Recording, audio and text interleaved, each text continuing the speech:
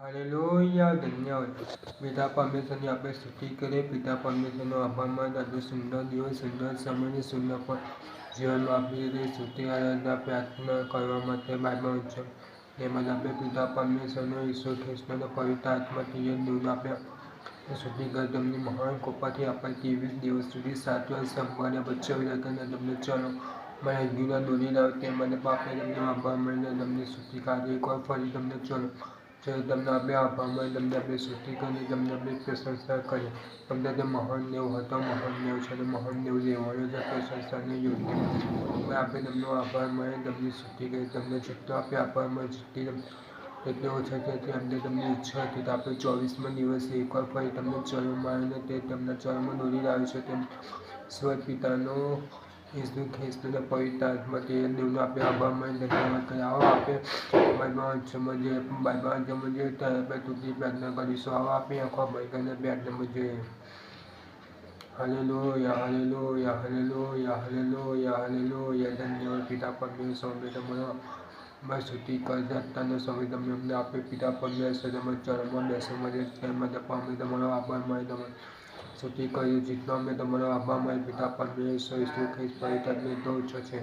તમે તો મહાન દેવ અમને મળ્યા છો. પિતા પરમેશ્વર તમે અમને સાચી રાખીને સંભાળી રાખ્યા છે, બચાવી રાખીએ તે માટે અમે તમારો આભાર માની તમે સ્તુતિ કરીએ છીએ. હા પરમેશ્વર બે સુંદર સમય તમે જોવા માટે આપ્યો તમારા ચરણમાં દોરી લાવી તે માટે પણ અમે તમારો આભાર માની તમારી સ્તુતિ અમે તમારો જેટલો આભાર માની પિતા પરમેશ્વર તમારો ઓછો છે કેમ તે તમારા બાબા સરળતાથી કૃપા તારી કરી છે તેના લીધે અમે અત્યારે સમય જોઈ શકીએ એ મને અમે તમારા આભાર માની તમારી સ્તુતિ કરી. તમે મહાન દેવ અમને મળ્યા છે. તમે પ્રથમ છેલ્લા છે. તમે આદિ રહેતા છે જે છે જે આવનાર છે તે મહાન પિતા પરમેશ્વર તમે સત્ય માટે અમે તમારો આભાર માની તમારી સ્તુતિ કરી. લીલા બાબા લીલા સવની કોની મળ્યા છો તે મને અમે તમારો આભાર માની તમે સાચા દેવ મળ્યા છો. તમે અમને જૂઠા દેવ મળ્યા છો તે મને અમે તમારો આભાર માની તમારી સ્તુતિ અમે તમારો જેટલો આભાર માની જેટલી સ્તુતિ પરમેશ્વર પીડા લોકોના પાપ ગુના નફા બાબલોની સમર્પણ મારા પર પાપ ગુના નફા બાબલોની સમર્પણ પિતા પર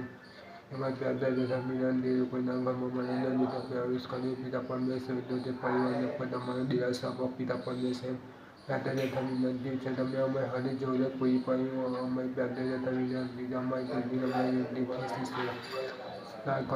આમે હાલેલુયા, ધન્યવાદ. હવે આપણે આપણું બાઇબલ ખોલીશું તો ઉત્પત્તિનું પુસ્તક કરીશું. હવે આપણે બાઇબલ વાંચનમાં જઈએ.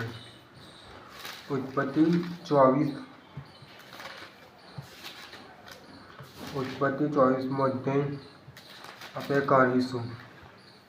ઉત્પત્તિ 24 તે આ પ્રમાણે લખવામાં આવી છે.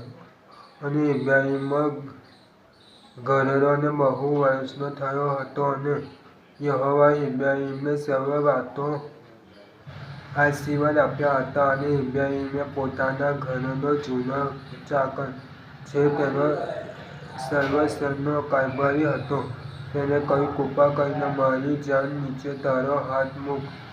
અને યહોવા જે આકાશના તથા પૃથ્વીના દેવ છે તેમનો હું તને સોગંદ દેઉં છું કે કનાનીયોના જેમાં હું રહું છું તેઓની દીકરીઓમાંથી મારા દીકરાને માટે તું પત્ની લઈશ નહીં. પણ મારા દેશમાં મારા પુત્રીઓ પાસે તું જા અને મારા દીકરા ઈસાકને બદલે પત્ની લઉં. ત્યારે ચાકરે તેને કહ્યું, કદાચ તે સ્ત્રી મારી સાથે આ દેશમાં આવવા રાજી ન હોય તો જ્યાં તું આવ્યો છે તે દેશમાં તારા દીકરાને હું પાછો લઈ જાઉં કેમ? ને ઇબ્રાહિમે તેને કહ્યું, ખબરદાર, તું મારા દીકરાને ત્યાં પાછો લઈ ન જતો. આકાશના દેવ યહોવા જે મારા પિતાના ઘરમાંથી મને મારી જન્મભૂમિ મને કરી લાવ્યો ને જે મારી સાથે બોલ્યો ને જેમણે સમ કહ્યું, આ દેશો હું તારા સંતાનોને આપીશ તે તેમનો દૂત તારી આગળ મોકલશે ને ત્યાંથી તું મારા દીકરાને માટે પત્ની લાવ. અને જો તે સ્ત્રી તારી સાથે આવવા રાજી ન હોય તો તું મારા આ શ્રમથી મુક્ત થશે. મારા દીકરાને તું ત્યાં પાછો લઈ ન જતો. અને ચાકરે પોતાના ધણી ઇબ્રાહિમની જાન નીચે હાથ મૂક્યો ને તે વાર્તા વિશે સમ ખાધા. અને તે ચાકર તેના ધણીના ઊંટોમાંથી 10 ઊંટ લઈ ચાલી નીકળ્યો. કેમ કે તેની ધણીની સર્વ સંપત્તિ તેના હાથમાં હતી અને તે ઉઠ્યો અને અરામ નહરાઈમના નહોમના શહેરમાં ગયો ને સંદેશીઓ પાણી ભરવાને જાય છે તે વખતે તેને નગરના બહાર કૂવા આગળ ઊંટોને બેસાડ્યા અને તેને કહ્યું, હે યહોવા, મારા ધણી ઇબ્રાહીમના દેવ, હું તમને વિનંતી કરું છું કે આજે મારું કામ સફળ કરો ને મારા ધણી ઇબ્રાહીમ પર દયા કરો. જો હું આ પાણીના ઝરણા પાસે ઊભો છું અને નગરના માણસોની દીકરીઓ પાણી ભરવાને બહાર આવશે, ત્યારે એમ થવા દેજો કે જે કન્યાને હું કહું કે કૃપા કરીને તારી ગાગર ઉતાર કે હું પીઉં, અને તે એમ કહે કે પીને તારા ઊંટોને પણ હું પાઈશ, તે જ તમારા દાસ ઈસહાકને માટે તમારાથી ઠરાવેલી કન્યા હોય. અને તેથી હું જાણીશ કે તમે મારા ધણી પર દયા કરી છે. અને તેના બોલી રહ્યા અગાઉ એમ થયું કે જો રેબેકા જે ઇબ્રાહીમના ભાઈ નહોરની પત્ની મિલ્કાના દીકરા મથુશેલથી થયેલી તે ખભા પર ગાગર લઈને બહાર આવી. હવે તે તરુણ સુંદર કાંતિની કુમારિકા હતી, તેને કોઈ પુરુષે જાણ્યો ન હતી. તે ઝરણા પાસે ઉતરીને પોતાની ગાગર ભરીને ઉપર આવી, ને ચાકરે તેને મળવાને દોડ્યો ને કહ્યું, તારી ગાગરમાંથી થોડું પાણી કૃપા કરીને મને પીવા દે. તેને કહ્યું, પીવો મારા મુરબ્બી. અને ઉતાવળ કરીને પોતાની ગાગર હાથ પર ઉતારી તેને પાયું અને તેને પાઈ રહ્યા પછી તેને કહ્યું, તમારા ઊંટો પણ પી રહે ત્યાર સુધી હું તેમને માટે પાણી ભરીશ. અને તેને ઉતાવળ કરીને પોતાની ગાગર હવારમાં ખાલી કરીને ફરી ભરવાને કૂવા તરફ દોડીને તેને તેના સૌ ઊંટોને માટે ભર્યું. અને તે માણસે તેને તાકી જોઈ, અને યહોવાએ મારી મુસાફરી સફળ કરી છે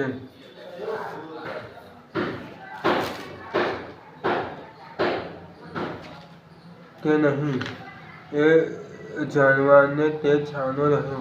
અને એમ થયું કે ઊંટો પી રહ્યા ત્યારે તે માણસ અડધા તોલાની સોનાની એક બાળીને તેના હાથને માટે 10 તોલાની સોનાની 2 બંગડી કાઢી અને તેને કહ્યું, તું કોની દીકરી છે તે કૃપા કરીને મને કહે. શું તારા પિતાના ઘરમાં અમારે ઉતરવાની જગ્યા છે? તેને કહ્યું, હું નહોર અને મિલ્કાના પુત્ર મથુશેલની પુત્રી છું. અને વળી તેને કહ્યું, અમારી પાસે ઘર-ચારો બહુ છે અને ઉતરવાની જગ્યા પણ છે. અને તે માણસે માથું નમાવીને યહોવાનું ભજન કર્યું અને તેને કહ્યું, મારા ધણી ઇબ્રાહીમના દેવ યહોવા, જેમણે અમારા ધણી પ્રત્યે પોતાની દયાનો તથા સત્યતાનો ત્યાગ કર્યો નથી, તેમને ધન્ય હોજો. યહોવા મારા ધણીના ભાઈના ઘર સુધી માર્ગમાં મને દોરી લાવ્યો છે. અને તે કન્યા દોડી ગઈને પોતાની માના ઘરનાને વાત જણાવી. અને રેબેકાને એક ભાઈ હતો જેનું નામ લાબાન હતું. અને તે માણસ ઝરણા પાસે ઊભો રહ્યો. ત્યારે લાબાન તેની પાસે દોડી આવ્યો. અને એમ થયું કે લાબાને તે બાળી તથા પોતાની બહેનના હાથમાં તે બંગડી જોઈને પોતાની બહેનને આમ કહ્યું. ત્યારે તે માણસની પાસે આગળ ઊભો હતો અને તેને કહ્યું, આવો, બહાર કેમ ઊભા રહ્યા છો? અને તેને કહ્યું, યહોવાથી આશીર્વાદ પામેલા તમે ઘરે આવો, બહાર કેમ ઊભા રહ્યા છો? કેમ કે મેં ઘર તથા ઊંટો માટે જગ્યા તૈયાર કર્યા છે. અને તે માણસ ઘરમાં આવ્યો અને લાબાને ઊંટોનો સામાન ઉતાર્યો ને ઊંટોને ઘાસ-ચારો આપ્યો ને તેને તથા તેના સાથીઓને પગ ધોવાને પાણી આપ્યું અને તેની આગળ ખાવાનું પીરસ્યું. પરંતુ તેને કહ્યું, હું મારી વાત કર્યા પહેલાં નહીં ખાઉં. અને તેને કહ્યું, ઇબ્રાહીમનો ચાકર છું. અને યહોવાએ મારા ધણીને બહુ આશીર્વાદ આપ્યો છે. અને તે મોટો થયો છે. અને તેને ઘેર તથા ઢોર તથા રૂપું તથા સોનું તથા દાસો તથા દાસીઓ તથા ઊંટો તથા ગધેડા આપ્યા છે. અને સારાએ મારા ધણીની પત્નીએ પોતાના ગર્ભમાં મારા ધણીના પેટના દીકરાને જન્મ આપ્યો છે, અને તેની પાસે જે છે તે બધું મને તેને આપ્યું છે. ને મારા ધણીએ મને સમ ખવડાવીને કહ્યું કે જે કનાનીઓના દેશમાં હું રહું છું તેઓની દીકરીઓમાંથી મારા દીકરાને માટે તું પત્ની ન લે, પણ મારા પિતાના ઘરે તથા મારા કુટુંબીઓની પાસે તું જજે ને મારા દીકરાને માટે પત્ની લાવજે. અને મેં મારા ધણીને કહ્યું, કદાચ તે સિંહ મારી સાથે ન આવે તો? અને તેમણે મને કહ્યું, યહોવા જેની સન્મુખ હું ચાલું છું તે પોતાના દૂતોને તારી સાથે મોકલશે, ને તારો માર્ગ સફળ કરશે, અને મારા કુટુંબીઓમાંથી તથા મારા પિતાના ઘરમાંથી મારા દીકરાને માટે તું પત્ની લાવજે. અને જ્યારે તું મારા કુટુંબીઓ પાસે જશે ત્યારે મારા એ સમથી તું છૂટો થશે. એટલે જો તેઓ તને કન્યા નહીં આપે તો મારા સમથી તું છૂટો થશે. ને આજે હું જરાની પાસે આવ્યો ને બોલ્યો, મારા ધણી ઇબ્રાહીમના દેવ યહોવા, મારો માર્ગ જેમાં હું ચાલું છું તે જો તમે સફળ કરનારા હોય તો હું જરા પાસે ઊભો છું. ત્યારે એમ થાવ કે જે કન્યા પાણી ભરવા નીકળી આવે ને જેને હું કહું, કૃપા કરીને તારી ગાગરમાંથી મને થોડું પાણી પા, અને તે મને કહે, પી ને તારા ઊંટોને માટે પણ હું ભરીશ. તે જ કન્યા મારા ધણીના દીકરાને માટે યહોવાથી ઠરાવેલી હોય. હું મારા મનમાં એ વાતો કરી રહ્યો ત્યારે પહેલા જુઓ, રેબેકા ખભે ગાગર લઈ નીકળી આવી, અને તેણે જરા પાસે ઉતરીને પાણી ભર્યું, ને મેં તેને કહ્યું, કૃપા કરીને મને પાણી પા. અને તેણે ઉતાવળ કરીને ખભેથી ગાગર ઉતારીને કહ્યું, પી, તારા ઊંટોને પણ હું પાઈશ.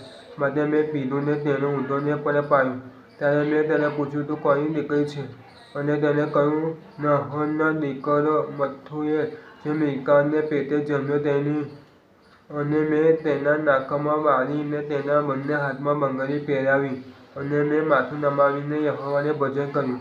અને મારા ધણી ઇબ્રાહીમના દેવ યહોવા, જે તેના દીકરા માટે મારા ધણીના ભાઈની દીકરી લેવાને મને સીધે માર્ગે દોરી લાવ્યા હતા, તેમની મેં સ્તુતિ કરી. અને હવે જો તમે મારા ધણીની સાથે કૃપાથી તથા સચ્ચાઈથી વર્તવાના હો તો મને કહો, અને જો નહીં તો મને કહી દો કે હું જમણી કે ડાબી બાજુ ફરું. પછી લાબાનને તથા મથુએલે ઉત્તર આપ્યો, મેં આપ્યો એ વાત યહોવાથી નીકળી છે.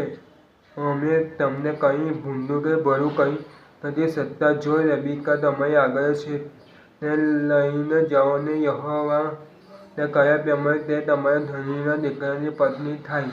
અને એમ થયું કે ઇબ્રાહીમના દાસે તેઓની વાત સાંભળી, ત્યારે તેણે ભૂમિ સુધી નીચે વળીને યહોવાનું ભજન કર્યું. અને તે દાસે રૂપાના તથા સોનાના દાગીના તથા રૂંગડા કાઢીને રેબેકાને આપ્યા.